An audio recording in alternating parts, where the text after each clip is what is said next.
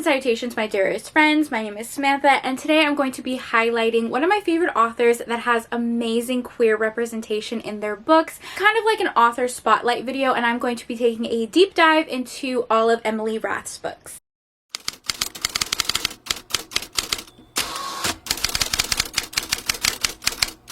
Hello, how are you? Welcome back to my channel, and welcome back to a new series that I am starting here on my channel. So last week I did a series called Trope Week, which is something I do occasionally on my channel, where for an entire week I pick one specific romance book trope and give you a ton of recommendations. As it's June and it's Pride Month, I really leaned into all of the queer romances and talked about a bunch of books that have amazing LGBTQ plus representation. But I just had so much fun filming those videos and making those graphics and talking about my favorite thing, queer romances. I thought I would go ahead and continue that with this new series this week, instead of taking one specific book trope and giving you a ton of recommendations in like a 20-30 minute long video. I'm instead going to pare it down a bit, and I'm going to be highlighting some of my absolute favorite authors that have amazing queer representation in their books. I'm really going to take a deep dive into some of my favorite authors, their backlist, talk about my favorite books, which ones I would recommend, where I think you should start, on and on and on. Kind of creating this for people who just want to discover new authors.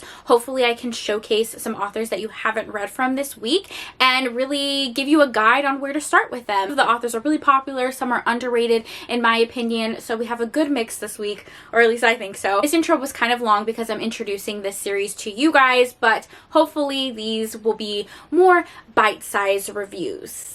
We will see, because your girl likes to yap. Another reason I really felt compelled to make this video is because I am the type of person that when I find an author that I love, that I just really click with, I like the tropes that they use, I like the writing style, I will become kind of obsessive and read their entire backlist. I have done this with so many authors that I read one book that I love by them and I'm like, oh, okay, I'm gonna read everything you've ever written ever.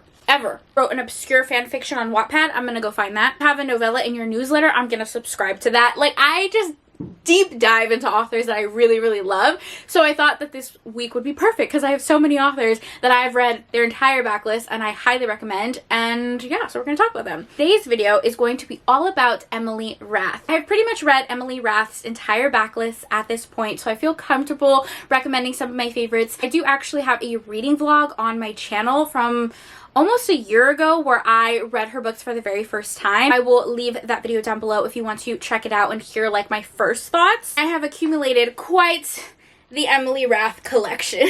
I have nearly all of her books. I was lucky enough to meet her at a book signing. I think I saw her at Steamylit.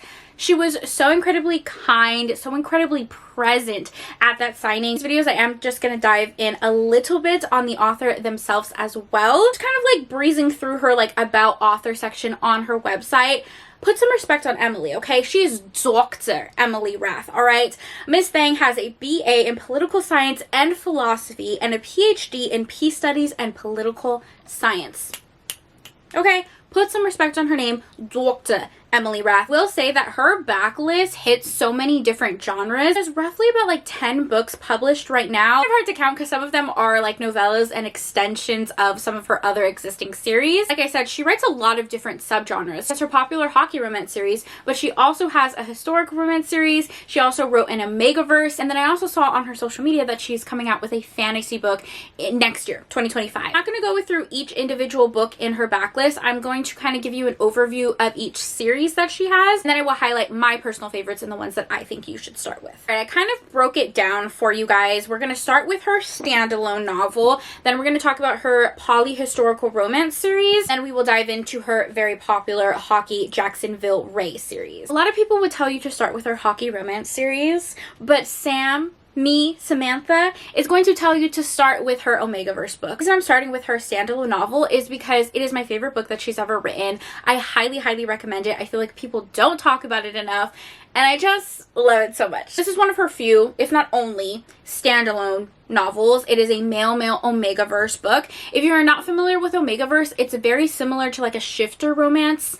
If shifter romances and fated mates had a baby and became like more intense, That's kind of what Omegaverse would be. It originally stemmed from fan fiction and really expanded into a subgenre of its own. I do have like an Omegaverse 101 on my channel, so I'll leave that down below. Those are two heroes, Silas and Bear. The book starts off by following our hero Silas, who is an Omega. He was kidnapped by a group of alphas who intended to sell him, so kind of like a human trafficking situation. He is in a really dangerous situation and he manages to actually get free, but in doing so he is severely injured. And that is where our hero Bear finds him on the side of the road and offers to help him. Bear is this gentle giant of an alpha, and Silas has never trusted an alpha before. I think this book is so perfectly written. It kind of hits all of the marks. It really gives you the emotional connection between our two characters. They really feel like soulmates. The way they care for each other, the way they protect each other.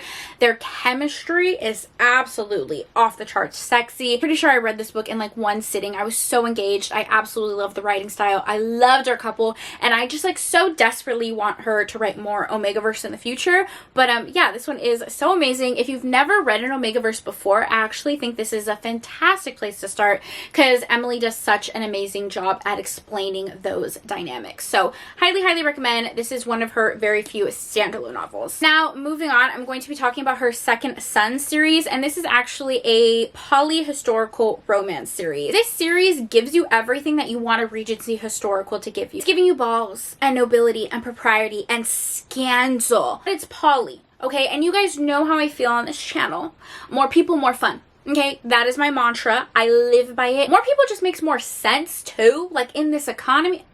Let me not get into that whole ordeal. I love poly romances. I'd say this series is pretty unique for historical romances. It is giving you everything you crave from like a historical romance, all of the tropes that you like, because it's poly and it's told in different point of views. It's giving you different character dynamics, and I love it so much. So the first book is called Beautiful Things, and this follows Rosalie and her men, and this does end on a little bit of a cliffhanger, just so you know, and it immediately leads into the second book, which is called His Grace the Duke. So these two follow the same set of characters, and the last book is called Alcott Hall, and this is Madeline's story with her men. You do see these characters featured in the first and second book, so you could read this as a standalone if you wanted to, but it's really better if you read the whole series in order. Right now, we're going to go ahead and talk about her most popular series, and that is the Jacksonville Ray hockey series. So when it comes to like hyped books, you never know. You never know if they're going to work for you. But this is one of those situations where this book was everywhere, and when you actually read it, you're like, oh yeah, it deserves all the hype and more. Okay, absolutely deserves the hype. I think it is such an amazing series. It's also one of those things that if you don't like poly romances, you'll probably still like this. If you don't like sports romances, you'll probably still like this. I just think it's so well written. The prequel to this series, which I'll talk about in a second, but it really starts off with the first book, which is called Pucking Around. And this is a romance between one girl and three guys. It follows our heroine, Rachel Price, who is a doctor. She is a physical therapist. My brain is blanking. Forgive me. Please forgive me. Ends up getting a job with a professional hockey team, which is a huge opportunity for her. When she gets there, she ends up having quite the connection with a couple of guys. Two of them are on the hockey team, and one of them is the sports equipment manager. Heroes are Jake, who is a professional hockey player, and Rachel actually met months ago and had a one-night stand that was just perfect and wonderful and steamy and divine, but they never saw each other again. So a lot of that old chemistry is coming back. Meet Cute is featured in the novella of this series. It's called That One Night. I highly recommend kind of reading these together. Another hero is Ilmari, who is a goalie on the hockey team, and then the third hero is Caleb, who is the sports equipment manager. Poly romances are where multiple characters are both physically and emotionally involved. And that's what this is, okay? The boyfriends are boyfriends in this book, and it just makes it so much better. This book is damn near 800 pages, okay? It's a thick boy. It's a big thick boy. But I love it. I think it's the perfect amount of pages, following 4 different point of views. Multiple connections are happening. What I find absolutely fascinating about poly romances in books and in real life is just like the dynamics and how they make the relationships work. And this showcases that in such a beautiful and well-written way. This is an angsty but also very sweet hockey romance that follows Rachel and her men. Also released Pucking Ever After, which is just a continuation of the character story. If you're one of those people who just like wants to read more about your favorite characters, this would be it. I know she has a volume 2 as well. The second book in the series is called Pucking Wild. It follows the romance of Tess and Ryan, who we get to meet in that first book. Hero Ryan is a professional hockey player. This is an age gap romance where our heroine is older, and it is sexy. I absolutely love this one. Like I said, I think that's her more popular series and usually where everyone starts with her books. That is an overview of Emily Rath. Like I said, I'm not doing a deep dive into each individual book, just giving you the vibes. And the vibes are great with her books, okay? Highly recommend. If you have not read any of her books before, what are you doing, babe? What are you doing? Like, she has something for everyone here, and I really think people are kind of like overlooking her backlist, which is criminal. It's criminal, babe. If you take anything from this video, the 2 recommendations that I have: Whiskey and Sin, her male Omegaverse book, and Pucking Around, which is her poly hockey romance book. These are my 2 favorites. They will not let you down.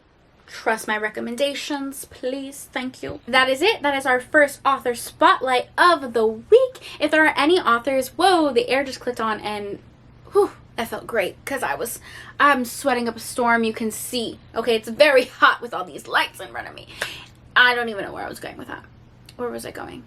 If you stayed this long in the video and you enjoyed it, let's leave an emoji. Let's leave some hockey emojis. Okay, I'm sure there's hockey sticks or hockey pucks or something hockey related. Leave that down below because, hello, Emily Rath, hockey. Yeah, thank you so much for taking time out of your day to spend time with me. It means the absolute world to me. Hope you guys are all staying happy and healthy, and I will see you in tomorrow's video. Bye!